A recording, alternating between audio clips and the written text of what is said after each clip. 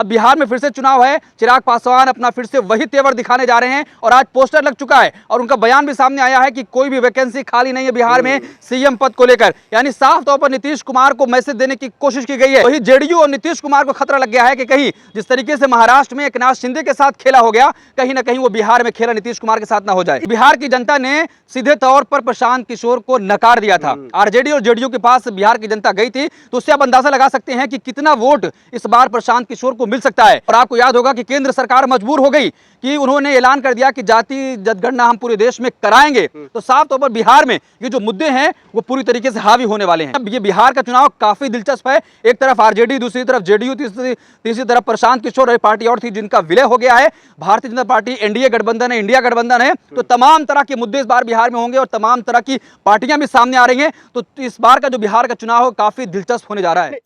देखिए साफ तौर पर अब ये तस्वीर साफ होने लगी है कि बिहार का चुनाव जो है वो काफी दिलचस्प होने जा रहा है, क्योंकि जिस तरीके से नीतीश कुमार लगातार ये दावा कर रहे थे कि उनके नेतृत्व में चुनाव लड़ा जाएगा और कई बार उन्होंने ये भी कहा कि हमारे ही नेतृत्व में चुनाव लड़ा जाएगा तब हम इंडिया गठबंधन में रहेंगे, नहीं तो फिर दूसरा विकल्प हमारे लिए खुला हुआ है। सबसे जो मुखर जिस तरीके से आप अगर देखेंगे तो इससे पहले जो चुनाव हुआ था बिहार का, उसमें भी चिराग पासवान नीतीश कुमार को कमजोर करने पर तुले हुए थे और वो किसके कहने पर? भारतीय जनता पार्टी के कहने पर। अब बिहार में फिर से चुनाव है। चिराग पासवान अपना फिर से वही तेवर दिखाने जा रहे हैं और आज पोस्टर लग चुका है और उनका बयान भी सामने आया है कि कोई भी वैकेंसी खाली नहीं है बिहार में सीएम पद को लेकर। यानी साफ तौर पर नीतीश कुमार को मैसेज देने की कोशिश की गई है कि जो लगातार जेडीयू कह रही थी कि जब तक नीतीश कुमार के नाम का ऐलान नहीं किया जाएगा तब तक हम चुनाव सही तरीके से नहीं लड़ेंगे, नहीं तो हमारे पास दूसरा विकल्प है। और लगातार भारतीय जनता पार्टी ये भी करी तो उसके तमाम नेता, आपने देखा होगा कि चाहे वो गृह मंत्री अमित शाह हो या फिर हरियाणा के सीएम हो, उन्होंने साफ तौर पर यह कहा था कि अभी तय नहीं है कि नीतीश कुमार के नेतृत्व में हम चुनाव लड़ेंगे या नहीं।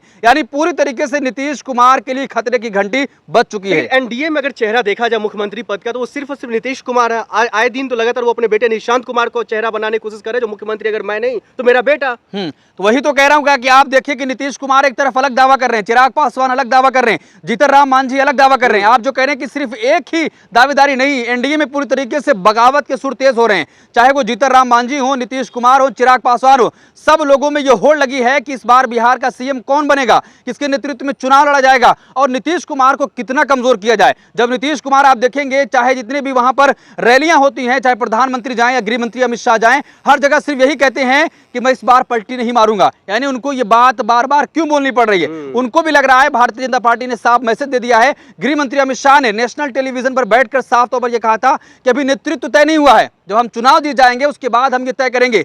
तो वही जेडीयू और नीतीश कुमार को खतरा लग गया है कि कहीं जिस तरीके से महाराष्ट्र में एकनाथ शिंदे के साथ खेला हो गया, कहीं ना कहीं वो बिहार में खेला नीतीश कुमार के साथ ना हो जाए। इस अंतरकलह का फायदा किसको होगा? क्या आरजेडी पार्टी को होगा या प्रशांत किशोर को होगा? नहीं, देखिए कि अब फायदा किसको होगा ये तो बिहार चुनाव के बाद तय होगा, लेकिन साफ तौर पर जिस तरीके से आरजेडी मुखर होकर तमाम मुद्दों को उठा रही है और फिर दूसरी तरफ पीके प्रशांत किशोर भी लगातार तमाम मुद्दों पर बातचीत कर रहे हैं। कल नीतीश कुमार के गांव जाने की कोशिश कर रहे थे, पुलिस ने उनको रोका, लेकिन उन्होंने साफ तौर पर यह कहा कि क्या आप आधिकारिक तौर पर लिख कर दे सकते हैं कि मैं सीएम के गांव नहीं जा सकता? क्या सीएम अपने गांव में विकास नहीं किए? क्या सीएम के गांव में तमाम सहूलियतें जो होनी चाहिए वो नहीं थी कि वो अगर जाएंगे लोग तो वहां पर दिख जाएगा? किस लिए आखिर रोका गया? तो तमाम तरह के सवाल हैं और फायदा किसको होगा ये बिहार चुनाव के बाद आपको दिख जाएगा। लेकिन प्रशांत किशोर लगातार कह रहे हैं जो इस बार एक नए पार्टी को आगाज होना चाहिए बिहार में, जैसे कि मेरा पार्टी जन स्वराज पार्टी है, क्योंकि हम मुद्दों की बात कर रहे हैं, चाहे शिक्षा व्यवस्था हो, स्वास्थ्य व्यवस्था हो, सड़क हो, विकास की बात हो, पलायन की बात हो, ये मुद्दे मैं उठा रहा हूँ, इस पर बातें होनी चाहिए, मुझे मौका मिलना चाहिए। देखिए अगर आप देखेंगे तो बिहार में अभी हाल ही में कुछ सीटों पर उपचुनाव हुआ था, तो बिहार की जनता ने सीधे तौर पर प्रशांत किशोर को नकार दिया था। आरजेडी और जेडीयू के पास बिहार की जनता गई थी, तो उससे आप अंदाजा लगा सकते हैं कि कितना वोट इस बार प्रशांत किशोर को मिल सकता है। ये जाहिर सी बात है कि वो तमाम तरह की तैयारियां कर रहे हैं, रैलियां कर रहे हैं, लोगों के बीच जाने की कोशिश कर रहे हैं, लेकिन जब उपचुनाव हुआ उस वक्त ये दावा कर रहे थे कि जितनी भी सीटों पर उपचुनाव हो रहा है तमाम सीटें हमारे ही पार्टी के पास आने वाली हैं, लेकिन उनका खाता तक नहीं खुला। कई जगह उनके जो उम्मीदवार थे जमानत जब्त हो गई। तो आप अंदाजा लगाइए कि बिहार की जनता है और बिहार की जनता भोली भाली नहीं है, बल्कि बहुत चालाकी से वोट करती है। और जिस तरीके से मुद्दा लगातार गहराता जा रहा है कि जातिगत जनगणना होनी चाहिए और मॉडल पेश किया जा रहा है, कांग्रेस पार्टी ये पेश कर रही है कि जिस तरीके से तेलंगाना में हमने कर दिखाया है वैसे ही बिहार में भी करेंगे। और आपको याद होगा कि केंद्र सरकार मजबूर हो गई कि उन्होंने ऐलान कर दिया कि जाति जनगणना हम पूरे देश में कराएंगे, तो साफ तौर पर बिहार में ये जो मुद्दे हैं वो पूरी तरीके से हावी होने वाले हैं। नहीं, आपको नहीं लगता कि प्रशांत किशोर को मौका मिलना चाहिए? आप पत्रकार भी है, राजनीतिक तौर पर आप जो अपना पक्ष भी रखते हैं, तो बिहार की जनता के लिए एक बेहतर विकल्प के तौर पर जन स्वराज पार्टी निकल कर आ रहा है। नहीं, बिल्कुल बिल्कुल, देखिए मौका तो सबको मिलना चाहिए, लोकतांत्रिक देश है, हर कोई चुनाव लड़ सकता है, लेकिन जब जनता के बीच जाते हैं, जनता किसको तय करती है वो बात होगी देखने वाली कि जनता आखिर भरोसा किस पे करती है। अगर आप देखेंगे उपचुनाव का आंकड़ा उठाकर देखेंगे तो उसमें कहीं भी जन स्वराज पार्टी दिखाई नहीं दी, क्योंकि उस वक्त भी वो मुद्दे उठा रहे थे, लोगों के बीच जा रहे थे, तमाम तरह की चीजें हो रही थी, उसके बावजूद भी बिहार की जनता ने नकार दिया। लेकिन यह भी सवाल है, कहा जाता है कि जिस पार्टी की सत्ता होती है उपचुनाव की सीटें उसी के खाते में जाती हैं, लेकिन अब ये बिहार का चुनाव काफी दिलचस्प है। एक तरफ आरजेडी, दूसरी तरफ जेडीयू, तीसरी तरफ प्रशांत किशोर, एक पार्टी और थी जिनका विलय हो गया है। भारतीय जनता पार्टी एनडीए गठबंधन है, इंडिया गठबंधन है, तो तमाम तरह के मुद्दे इस बार बिहार में होंगे और तमाम तरह की पार्टियां भी सामने आ रही हैं। तो इस बार का जो बिहार का चुनाव है काफी दिलचस्प होने जा रहा है। आपके लिए दिलचस्प होने जा रहा है, लेकिन राहुल गांधी जो नेता प्रतिपक्ष है, बिहार जाते, बिहार के दरभंगा जाते, उनको एयरपोर्ट पर रोकने की कोशिश होती है, धक्का मुक्की होती है, एफआईआर तक हो जाती है, फिर इसको कैसे देखते हैं? देखिए, ये साफ तौर पर डर दिखाता है कि जब एक नेता जाने की कोशिश कर रहा है, छात्रों से मिलने की कोशिश कर रहा है, तो आप उसको रोकने की कोशिश कर रहे हैं। पहले परमिशन दी जाती है, कई महीनों से परमिशन ली गई है कि यहां पर प्रोग्राम होना है, छात्रों से बातचीत की जाएगी, दलित छात्रों से राहुल गांधी मिलना चाहते हैं और आप उनको रोकने की कोशिश कर रहे हैं। राहुल गांधी ने साफ तौर पर यही कहा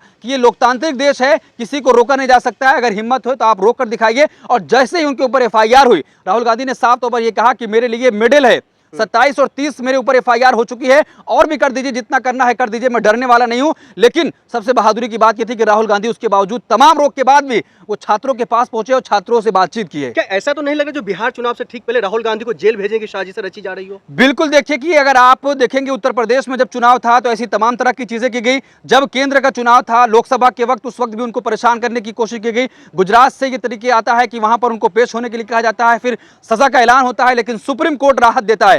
अब बिहार का चुनाव है, अगर आप देखेंगे तो 4 महीने पहले से अगर उठाकर देखेंगे तो 4 महीने में राहुल गांधी 4 बार बिहार जा चुके हैं। यानी साफ तौर पर यह मैसेज देने की कोशिश कर रहे हैं कि इस बार जो बिहार की जनता है, जो कांग्रेस पार्टी पर भरोसा कर रही थी, इस बार और ज्यादा भरोसा करने वाली है। और तमाम तरह के मुद्दे, चाहे छात्रों का मुद्दा हो, लोगों का मुद्दा हो, बेरोजगारी का हो, नौकरी का लेकर हो, जातिगत जनगणना हो, तमाम मुद्दे को राहुल गांधी उठा रहे हैं। तो कहीं ना कहीं भारतीय जनता पार्टी और एनडीए नीतीश कुमार की पार्टी बौखला गई है कि आखिर इतना हर बार हर महीने राहुल गांधी बिहार क्यों आ रहे हैं। भाई चुनाव में काफी समय है, लेकिन उससे पहले राहुल गांधी पूरी तरीके से एक्टिव हैं और उनके तमाम नेता, जिस तरीके से आपने देखा होगा कि कन्हैया कुमार के नेतृत्व में रोजगार मेला जो लगाया गया, उसकी यात्रा निकाली गई, बिहार के अलग अलग जिलों में जाया गया, तो तमाम तरह से लोगों को जोड़ने की कोशिश की जा रही है। इसलिए सरकार को डर लग रहा है कि कहीं ऐसा ना हो कि इस बार बिहार में सत्ता परिवर्तन हो जाए, इसलिए राहुल गांधी को दबाने की कोशिश की जा रही है। राहुल गांधी पर तो आरोप यह भी लग रहा है, पुलिस प्रशासन की तरफ से कहा जा रहा है, कई ऐसे लोग हैं, विपक्ष के लोग हैं, वो लगातार ये कहने की कोशिश कर रहे हैं जो राहुल गांधी छात्रों से मुलाकात करने जाए, मुद्दा उठाए, लेकिन माहौल बिगाड़े, माहौल न बिगाड़े, वहां पर आकर के छात्रों को भड़काए नहीं।